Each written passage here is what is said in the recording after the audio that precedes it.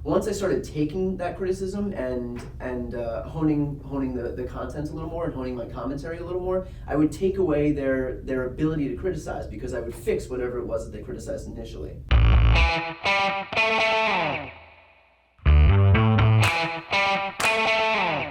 Hey, good morning, and welcome to another amazing Meet the Mentor. Let me introduce you to my friend Brian Tyler Cohen. Now, when you're a Jewish guy named Brian Cohen, there's 1,000 of them, That's right. So you need to put your middle name in there. It's literally Because I never heard you go by Brian Tyler Cohen, so I'm like, okay, there's like 5,000. Do you know when I was in New York, they had a Bob Schwartz party, and there were 500 Bob Schwartzes at the party. Yeah. Hilarious. Well, I joined SAG, and there was I would have been the 17th Brian Cohen, so I'm like, nope, that's not gonna work. Yeah, so let me tell you what Brian does. He's an on-camera host for Occupy Democrats, the largest Democratic page on Facebook. He writes, shoots, edits, and packages all of his own content, which typically ends up between 500,000 to 1 million views per video. Prior to producing video content, he was the managing editor for Occupy Democrats website, where he ranked the 7th most engaged reporter on Facebook. He's also a contributor for the Huffington Post. Brian, thank you for coming. Thanks for having me. So this is a thing I'm super excited about. You know, we have a bunch of students watching this, and you know, students are always thinking, well, I have good content, you know, what can I do? Well, you had that, you know, you were working and, you know, you were creating content. At a certain point, like at the end of 2018, you thought, you know, I can do my own thing. So you're now posting 2 to 3 times a day. Yeah. And I asked you, like, Brian, who's your production team? Tell them what you said. This is great. Yeah, I'm the production team. He's the production team. So you do what? Yeah, so basically, I'll curate content, and I work in politics, so there's a ton of content out there right now. So I'll curate content, something that I would want to see, something that I think is like clickable, you know what I mean, and important. And I'll find the content, I'll put a script together, write my own commentary that would go along with the video. Then I set up my camera. It's like a one-man operation. I have a teleprompter. I'll focus the camera, get in, shoot it, and then edit the whole thing together, package it, and put it out. And So basically, you have this little studio with like lights like we have here. Yeah. You sit yourself behind a desk. You set up your own teleprompter of stuff you wrote. Yeah. You then shoot yourself. Yeah. You're like a whole one-man production team. Yeah, I mean, coming from the whole world of acting, where you're waiting on everybody else to do everything for you, to, you know, you're waiting on your representation to get you an audition, you're waiting on, and then you go in and you hope that the casting director likes you, so they'll cast you, and then even after you get cast, it might not work out. So it's just, the whole thing is predicated on other people saying yes. And I got tired of that, and started to kind of like trust in my own instincts with all of this stuff, so I just started doing it all myself. Now I don't have to wait for anybody.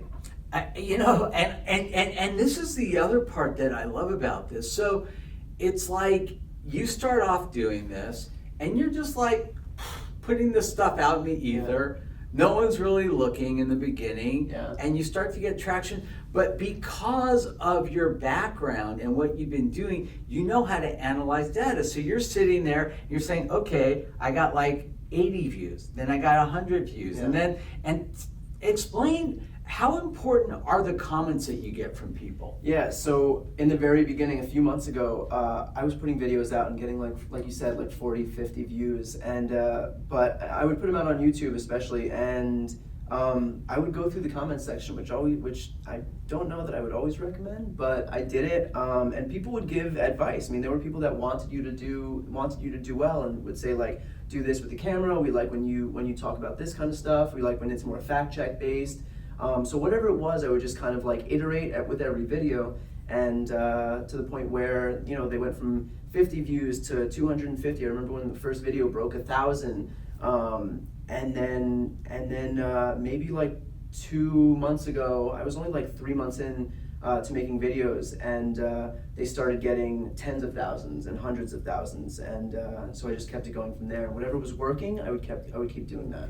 Yeah, and it's crazy because you hit this critical mass. So I've been working with this guy named Dan Dover, who's doing my Instagram for me, and he has the ability to get stuff on the Explorer page, just like what you're doing with Facebook. And you say, you know, when they kind of start to promote it, and every time it hits the Explorer page, I'll get like 2,000 to 3,000 new followers. Yeah. Just because you're there. Yeah, and YouTube will do the same thing. They'll recommend your content. So if it's something that's really timely, or if they see that people are responding really well to it, it will make its way onto their browse page, onto their, you know, basically the same thing. And this is the thumbs up, thumbs down thing. Yeah, right? I mean, I don't know exactly what their algorithm is, but I think they analyze the upvotes to downvotes, like how well it's doing, how long. And people what's are your watching. ratio? Usually about 98% upvotes to downvotes. So yeah, I mean, I'll get like maybe 5,000 likes on a video, and you know, a couple hundred downvotes from people who aren't too into it. But you're doing something that's really smart, and that's looking at negative comments. It's easy to just blow them off and say, they're just haters. But you know what? Sometimes you learn, like when I would do seminars and I read the reviews, I'm like, you know what? That's a really good point. Yeah. It's and I thought that was really important to start taking criticism as opposed to just blocking people, for Right. example. Because a lot of stuff that people said, I mean, they might not be as tactful as you'd like them to be, but a lot of it's valid criticism. And once I started taking that criticism and honing the content a little more and honing my commentary a little more, I would take away their ability to criticize, because I would fix whatever it was that they criticized initially. Does that make sense? Yeah, no, it does. I mean, you said it earlier. Having the ability to iterate that quickly on the fly is a really big advantage. Yeah, and that's the cool thing about working on the internet, because it's not like I have to wait for some, you know, responses from TV or anything like that. I can see instantly, within seconds of putting this stuff out, what people are saying about it, whether it's going to do well, how many. I mean, even with Google Analytics, you can see instantly how many people are watching and how well it will do over the next 24 hours. So you basically had this idea. You went out on a limb, you set up your own little Brian studio, you started putting out content, realizing it was going to take a while to get traction. About 2 months ago, you started getting up in like the 500,000, you know, views range. And what kind of content is it? So it's political commentary. It's like, give me some examples. For example, today, William Barr, the Attorney General of the United States, is testifying in front of the Senate. So I'll find whatever content I think is important from today, whatever people are responding to well on other platforms, and I'll take it. And if there's something that was said that was untrue, or something that should be expanded upon, or some really important fact, I'll take that, I'll let the video play out, and then I'll give my own commentary at the end with a fact check, or with some commentary or explanation of whatever it is, and just I'll break down whatever's being said in a way that people can really understand. Because I think that's the issue with politics is not everybody understands what's going on, and politicians might be the language might be a little too wonky, or they might not want to sit through and read a report or some legislation, but I'll be able to basically convey that in a way that people can understand, and why it's important and how it affects regular people. That's interesting. Okay, so what's next? I mean, you've got this. Yeah. This just seems like it's, you know, the little train that could, and you're just going and going and going, and I'm sure you're just gonna keep growing and exploding, but like, what's the next step? Yeah, I mean, YouTube is great, because I never realized how big of a community it is, and so it's a great place to be. I think the next step, I'd like to do something on television. I've always wanted to be like on The Daily Show, or maybe writing for Seth Meyers or something like that. How much of your success right now, I'm stealing this from Gary Rouse, by the way, because he does this in every interview.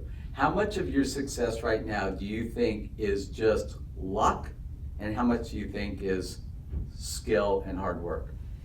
Yeah, it's definitely, I mean, a big part of it's definitely luck, because like I said, my videos go out, and if it lands in their browse feature on their homepage, and my videos go from, you know, 50,000 to 500,000 or 1 million, then that's not me. That's an algorithm that's helping me.